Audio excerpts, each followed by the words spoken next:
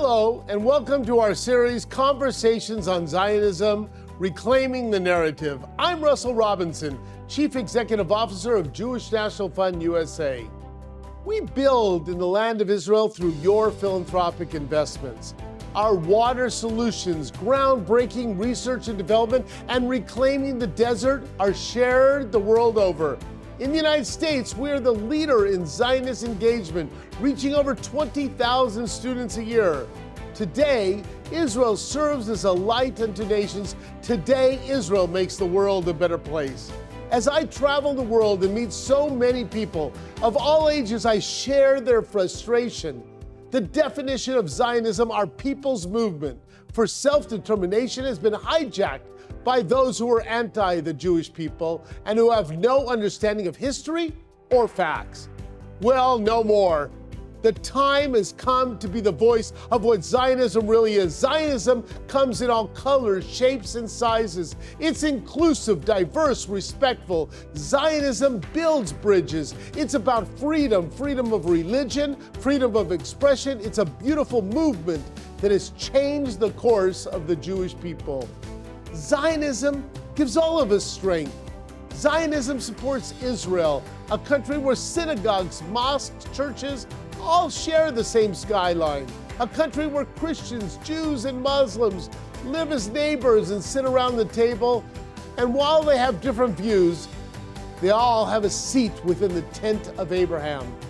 Jewish National Fund USA is hosting a series of real stories, human interactions, short films, interview, panel discussions, and more. We're exposing the beautiful and diverse facets and facts of Zionism. Join me on this journey, together with Conversations on Zionism, Reclaiming the Narrative. This is Zionism.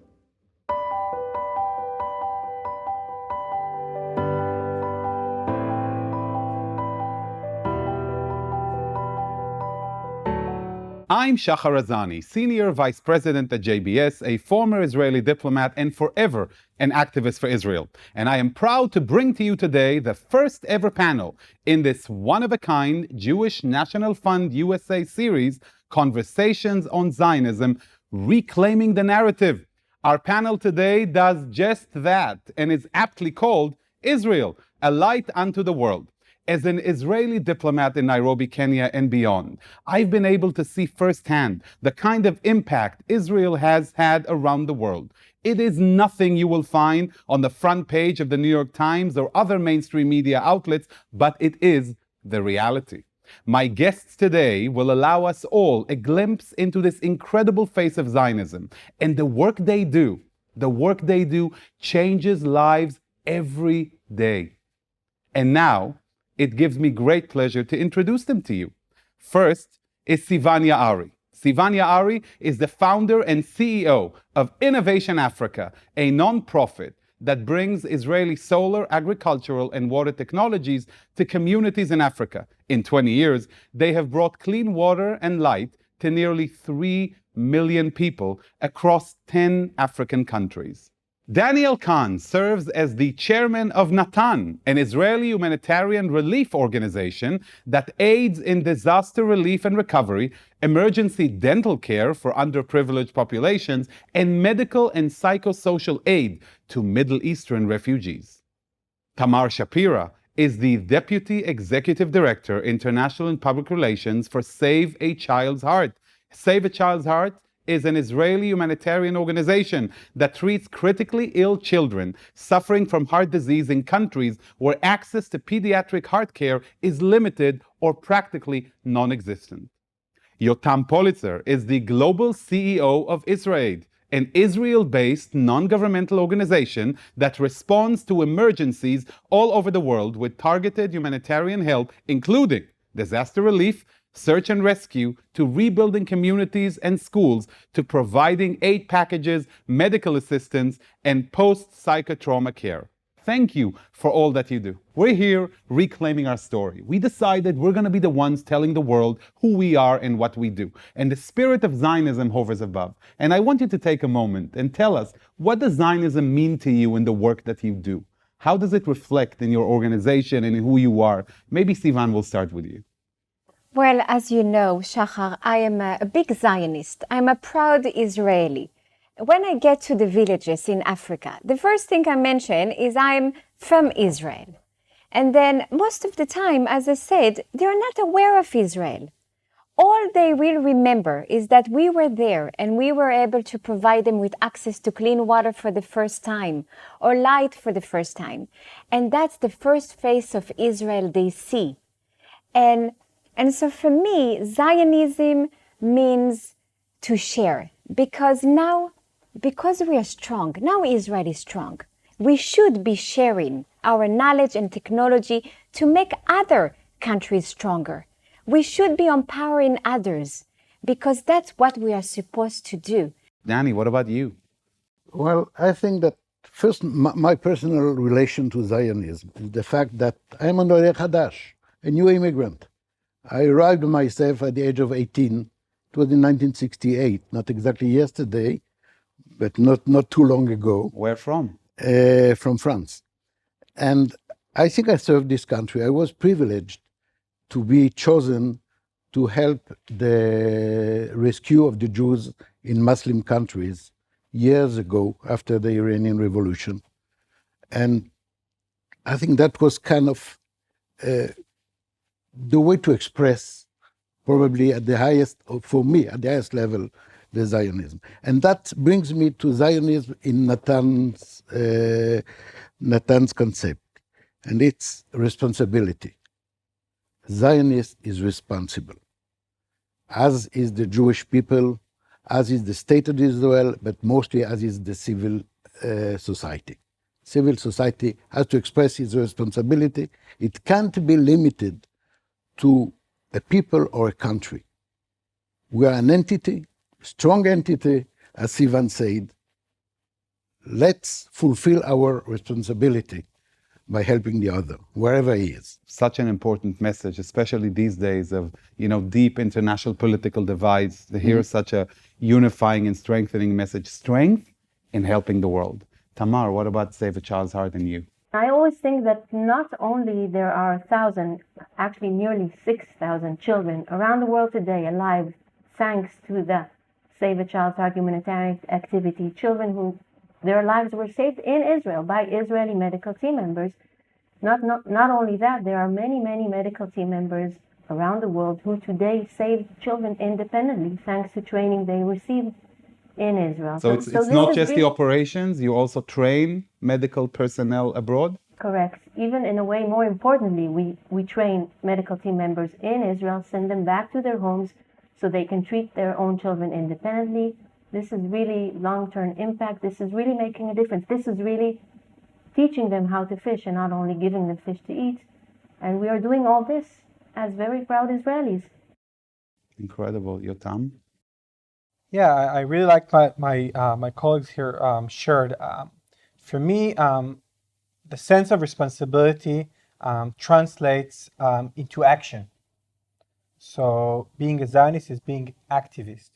And being activist today is looking at the global problems, whether it's the refugee crisis, the climate issues, poverty, etc. So being active in the global space is being Zionist. And we're seeing that Israel and Save a Child's Heart, Innovation Africa, Natan, we're part of a movement. We're part of a global movement that's growing.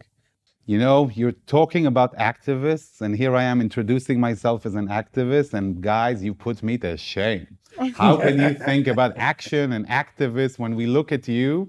We are inspired by your global citizenry, that what Zionism means to you, and just for me, sitting on the battlefields of, Israel's Hasbara or public image war outside, just to sit next to you and get some of that inspiration is, I can't tell you how much this means to me.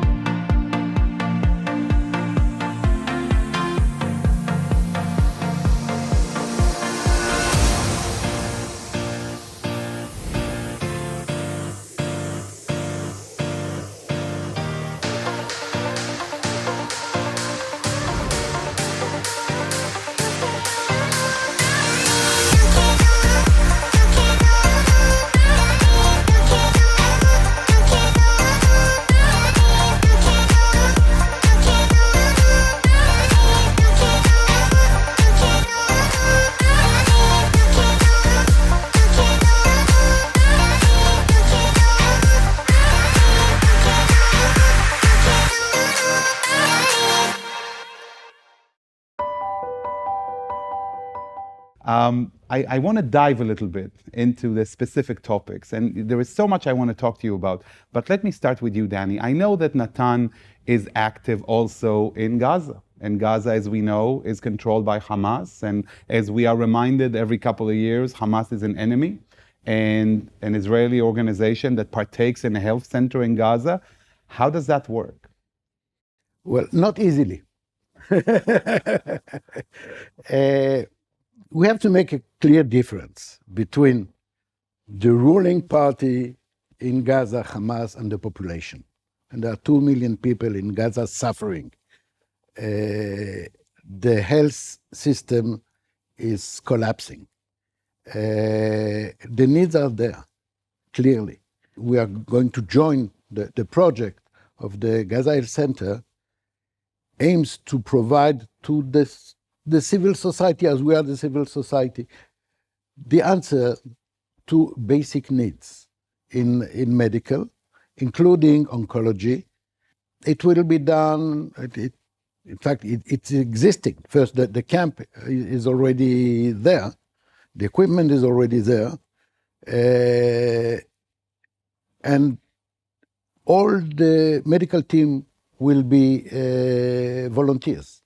And you have no concern for safety issues? Like how We does do, but not too much. We took some precautions, but we do. And I won't say that any of our works is particularly safety safe, guarantee. Yeah. There is risk everywhere, and a little bit more when you deal with humanitarian aid. Tamar, I want to ask you, what is it about Save a Child's Heart in Korea? Save a Child's Heart in Korea.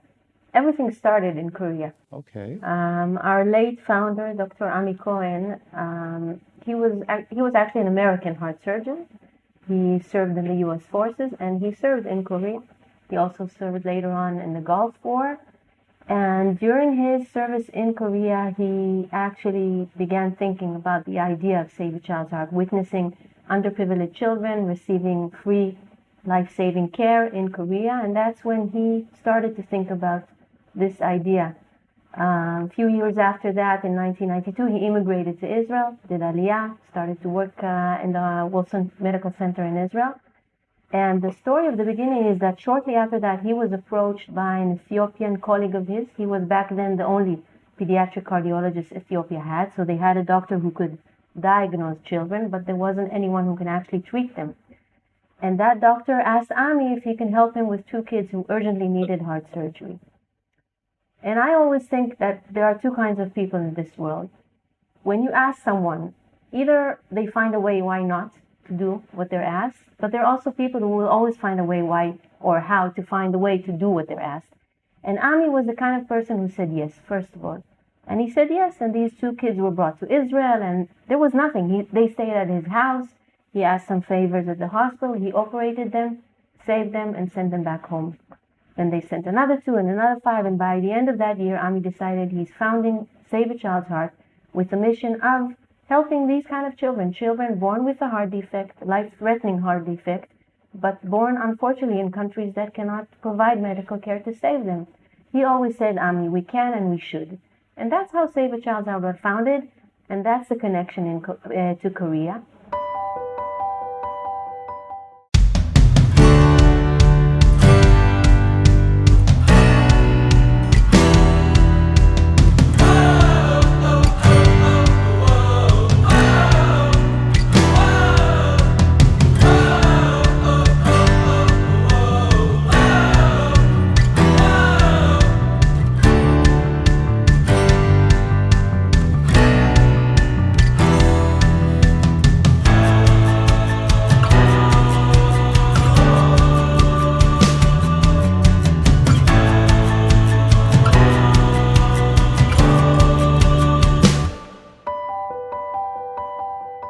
Yotam, I watched an interview with you, and in it you said something that really caught my attention. You said disasters are also opportunities.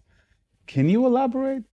Sure. I think it's actually a much broader kind of philosophical idea that that in a way is what Israel is all about. We always talk about PTSD. PTSD is post-traumatic stress disorder, and this is how a trauma could turn into a disease and to something very difficult. But there's also the flip side of it. Flip side is PTG, post-traumatic growth. And post-traumatic growth could happen on the individual level, on the community. Post-traumatic growth. Yeah, and I'll explain in a second what it looks like. So on the individual level, we worked, for example, with Yazidi survivors who suffered really the worst atrocities a person could think of from ISIS, from Daesh. A woman named Nadia Murad, who we worked with very closely, she was sexually enslaved by 9 different jihadists until she escaped to Germany. And 2 years ago, she won the Nobel Peace Prize, and we hosted her here in Israel. And we actually worked with her team in Iraq in the refugee camps. So she's an amazing story of post-traumatic growth, right? She was at the bottom of the bottom and became an advocate and an activist and a Nobel Peace Prize laureate. You can see it on the community level, how a village in Japan, where I worked after the tsunami, developed a new center to support trauma, to support people who suffer the trauma. And you can see it on a national level, and I think that's the story of Israel, right? After the worst trauma that we as a Jewish people experienced, we grew. So this is what it's all about for us, the post-traumatic growth, how we can not only go back to normal and bounce back, how we can build back better. And we see how every disaster, every crisis could really turn into an opportunity. And when people ask us, how can you keep on doing what you're doing? You've seen so much suffering. I tell them, actually, it's the opposite. We've seen so much hope. We're seeing so much optimism on a daily basis. And that's where I'm getting my energy. When we pulled out this woman in Nepal after we pulled out 21 dead bodies, this story helps me keep going for the next 10 years. Dukcha. So, Dukcha. This is Zionism. Sitting with, 4 incredible Israeli leaders who talk about calamities, disasters, and people in need in such a positive energy, inspirational tone of getting it done. What is Zionism for these people? One example is Dr. Sharon Shaul. She is the head of our medical team. She's the mother of 5. She is a doctor in emergency room in Poria Hospital near Tiberias. And if there is a call, we are talking about call, within 48 hours, she will leave the family, take her medical bag, and fly to Nepal, fly to Ethiopia, fly to wherever it's needed. And she's a volunteer. And she's a volunteer. Our people are 100% volunteers. 100%. 100%, but also 100% professionals. Meaning people who are doctors, nurses, social workers, logistics, educators, who leave everything, go to the airport. So, Sivan, this is, I'm sure a lot of people are watching us, and, you're a successful individual, you went to great schools, you went on your, professional path, and then you end up lighting Africa, sending technology, solar, water. How do people make that journey? What made you do this or even open yourself up to this? We live in a world where so many people don't even have a passport. And you're doing what you do in Africa for 2 decades. What's happening? At the age of 20, I was hired by Jordache Company. I don't know if you remember. The jeans company. Sure. And at that time, they had a few factories across Africa. And they hired me to work in Madagascar to do quality control of the jeans. And I went. And this was the first time that I was exposed to real poverty. Growing up, we didn't have much, I must say the truth. But it's not the same poverty that I saw in Africa. And after spending time in the villages, it was clear that the main reason, the main challenge why people are still living in poverty is because of the lack of energy. Because there is no energy to pump water. Women and children are spending 4, 5, 6 hours a day walking in order to get some dirty water to go back, water they know is contaminated. And I must tell you that even today, over 400 million people in Africa are waking up and do just the same. And then I went to medical centers, clinic, and I see there is no electricity. No electricity means no refrigerators, means no access to vaccines and medicines. And then I understood that we have to do something about it. I went to New York, I got my master's in energy, and as a student, just with 2 solar panels, I went back and installed the solar panels. And No, Siva, wait, I have to stop you there. Yes. A lot of people would be at that situation and would say, you know what, I'll work, I'll get $10 a month, $100, $1,000. You go back to Africa with 2 solar panels as a student? And I tell you why. Is because fast I understood that the solution is simple. The solution exists. All we need to do is by harnessing the energy from the sun that exists, we are able to power a pump to pump water that exists just below their feet, which means that the people that are suffering without water, that are getting sick, children are not going to school, no education because they have to look for water. There is not food security, all of that because of the fact that we are not using the energy from the sun and the simple solution of pumping water. So I started with a few solar panels, one village and another village and another village. And of course, I failed many times and I made many mistakes. But overall, I'm pleased to say that we've been able to help over 500 villages now, and we have brought access to clean water to over 3 million people, all of it with Israeli technology that we bring from here. And what I like most about what we do is that we can monitor everything, not only on the ground, but remotely. The Israeli technology allows us to see how much water we are pumping at any moment in every village. So you're in Israel. That's right. In a remote village in Zambia, and you can monitor the... That's right. Speechless. And I'm usually a man for words.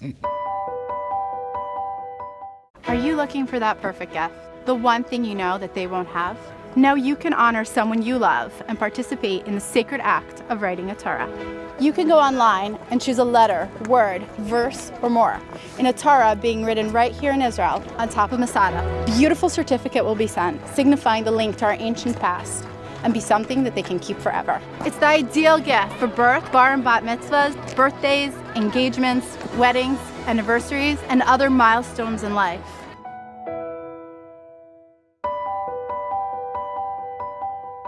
I want to take you all on a journey, and that could be a bit of a tough question here, but I really want you to dig deep into your souls. And I want to ask you about an emotional experience, something that you felt in the course of your work that made you feel like you are the right person in the right place doing the right thing. Take us on that journey, share it with us so that we can feel you as much as we can be inspired and hear you. Maybe Tamar, you will start. A few years back, we went on a medical mission to Zanzibar. Every year, Save a Child's Heart sends a few missions to partner sites that we have, mainly in Africa, to work together with partners, screen, diagnose, treat children on the ground. And that was a mission that we went to screen and diagnose children with our partners there. So we come to a hospital in Zanzibar. There is a room with 2 beds, hundreds of people waiting outside to come in. Usually they hear on the radio before we come that the Israeli delegation comes, and they come, whether they have heart problems, other problems, they come to be examined. And one day walks into the clinic a very young woman, a mother with a baby in her hands. And it was very clear that the baby was very sick. She was gray, she was connected to oxygen. It was clear that she's not in a good condition. The medical team members took the baby immediately to start looking and attending her. And I started to speak to the young mother. And a few seconds after the conversation, I understood her name was Balkis. And I understood that more than 20 years ago, when she was 5, she was brought to Israel by Save a Child's Heart for life-saving heart surgery. So she was a heart patient. She was born with a congenital heart disease. She was sent to Israel. to be operated. Her life was saved here. When she recovered from the surgery, she went back to Zanzibar. She completed high school. She went to university. She became a teacher. She got married. And she had her first baby, Fatma, a baby girl. And shortly after Fatma was born, she began to be sick, and it was clear that something was not okay with the baby. And when she heard that the Save a Child's Heart medical team was coming, she came for the baby to be seen by the doctors. And it was clear that she needed to come urgently for heart surgery. That's not available at the moment in Zanzibar. And, you know, an operation began of issuing passports and visas and paperwork. Everything is needed. And within a couple of weeks, Balkis took her baby and did the same journey 20-something years after to Israel, meeting for the first time the doctors that saved her back then, and doing this journey to save her daughter's life. And to be able to contribute to that and not only save the child, but save the family and allow them to, you know, be someone and live a life and give back to society, this is something that I always take with me since then. And of course, specifically this young mother, you know, I'm very much connected to her. And, you know, for me, that Save a Child's Heart, for me, that gives me as Yotam said, the energy to continue and to do what we do. Second generation. Second generation. And you know, we have the saying, you know, they who save a soul save the world entire. In what you just said, it encapsulates this. Amazing. Yotam. So for me, the first story that comes to mind is from the island of Lesbos in Greece, where since 2015, we've seen thousands of refugees, primarily from Syria, arriving on these tiny rubber boats. And, you know, these boats were supposed to carry 20 people each, but I personally seen 153 people on one boat. 153 on this on one rubber tiny boat. And we've seen women who were 94 years old or a few months old babies. These boats, you know, were way too crowded. A lot of people didn't know how to swim. So unfortunately, in this small part, and these are refugees that are crossing from Syria to Turkey and then to Greece, and there's only about 4.1 miles, and about 3,000 people lost their lives in these 4.1 miles because they're drowned. 3,000 people. Wow. And one day we get a WhatsApp message, right? Because all the volunteers on the shore were using WhatsApp, that a boat capsized just before it reached the shore. Thank God that day we weren't so far. We had a really interesting medical team of both Israeli Jews and Arabs. It was really interesting because the Israeli Arabs could obviously connect with the Syrian refugees. And that day, because we weren't so far, we were able to pull everyone out. And I was carrying this very cute Syrian girl, probably about 4 or 5 years old. And half of her body was in the water. It was in December, so it was really freezing. And she was literally shivering and shaking in my hands. And I'm not a doctor myself, but I could see that she was suffering from hypothermia. And I handed her over to our Arab Israeli doctor who treated her, and she was fine. Her body temperature was up, and she survived. Her father was able to pull himself out because he knew how to swim, but he was shocked because, you know, first time he's seen Israelis, and the name is Israel, so it's pretty visible.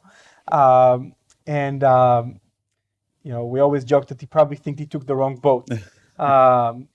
But when he finally opened his mouth, he spoke fluent English. Apparently, he was a very educated guy. He was an engineer from Damascus. And the first thing he said was, "My worst enemy became my biggest supporter." You know, he didn't say it too dramatically as I'm kind of sharing, but that's the first sentence he shared. To me, I think it was mind-blowing because it was the first time that I realized that, you know, this terrible disaster, that's, by the way, it's still ongoing in Syria, but this terrible tragedy and disaster is actually an opportunity not only to save lives, which is our core mission, but also to build bridges and to change people's perspective. And we've seen it time and time again, especially with people who are considered our enemies. Sivan. I have many memories, of course, but there is one actually sad memory that keeps pushing me to do more. It was in Uganda. In 2017, it was too late. There was already starvation, famine. People didn't have access to water. And I remember this woman, she was a young woman, 22 years old, and she had a baby that she was trying to nurse. And she kept telling me, I have it on video, she kept telling me, please help me. I don't have enough milk to feed my child. And I said, we will be back. We will be back. By the time we came back with some food, and most importantly, the drilling machine to drill for water, it was too late. The baby didn't make it. I'm pleased to say that we drilled, we pumped water, and I went back a few months after.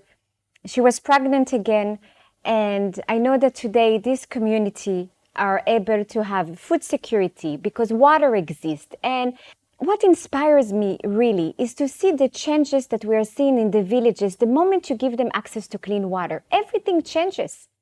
They are not taking it for granted. Children are going to school, but the women and men are doing agriculture. They are creating businesses. The village is becoming rich. People are better educated, healthier, but most importantly, they are financially independent. And this is quite inspiring to understand that our contribution is quite modest. All we have done is to get the energy that exists to pump water that exists. That's all. To make a real change for thousands of people, village by village. And I must tell you, that is truly those are the kind of memories and the people that I'm seeing that keeps us going.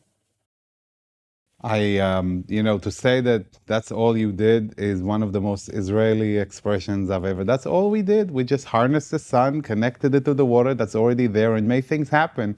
That is the epitome of inspiration. There's no better gift to give or receive than one that can connect you with nature and your homeland. JNF has made it super easy for you to order your tree certificate online. Just go to jnf.org/trees, pick which special occasion it's for, whether birth, bar mitzvah. Just order your tree online and let's get planting.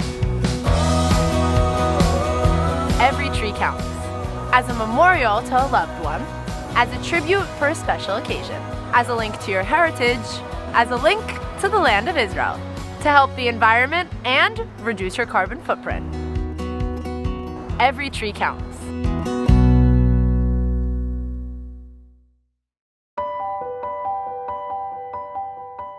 Danny, what about you? I'm sure you have a bag full of stories. 2015 comes to Israel a friend of us from Switzerland and decided that based on the experience they had in Saloniki, they want to build in Lesbos a community center for the refugees.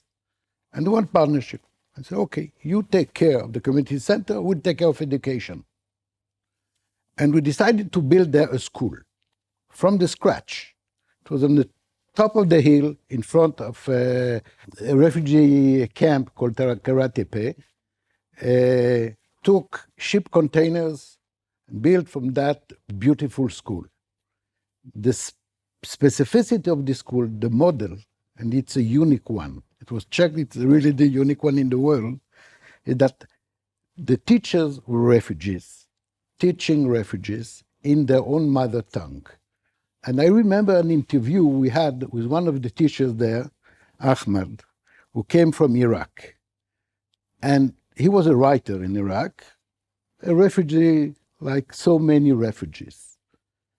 And he expressed his pride that he could transmit their culture to kids who left home very early and lost contact, to restore the relation between the parents and the kids, because suddenly they have something in common, they understand each other much better, and of course, making some transition to their place.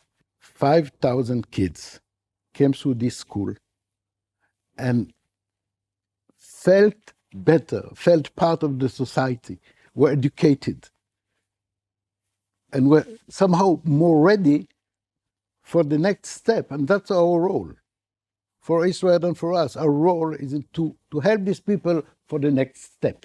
I just want to tell you that, and I want to tell our viewers as well, You have to get a sense here. In the organizational world, people are used to, the competition, but the vibe, the connections between you, the appreciation that you feel towards one another, and the downright collaboration is also a pillar of inspiration, because that is what creates the synergy that allows you to get results on the ground. I want to thank you, Danny. I want to thank you, Sivan. I want to thank you, Yotam. I want to thank you, Tamar. I want to thank you for the inspiration, for you allowed us to fly with you on those wings of inspiration. You shared with us the experience of changing the world. You redefined what activists are and put us a little bit to shame. But thank you for that, because in doing so, you motivated us to make a difference. And to you, our viewers, I'd like to say this. This is not the end. It's a beginning. May this be a door or a pathway for you to learn more, opening a hatch into the inspirational world of Zionism, what Zionism is really all about. Thank you so much for watching.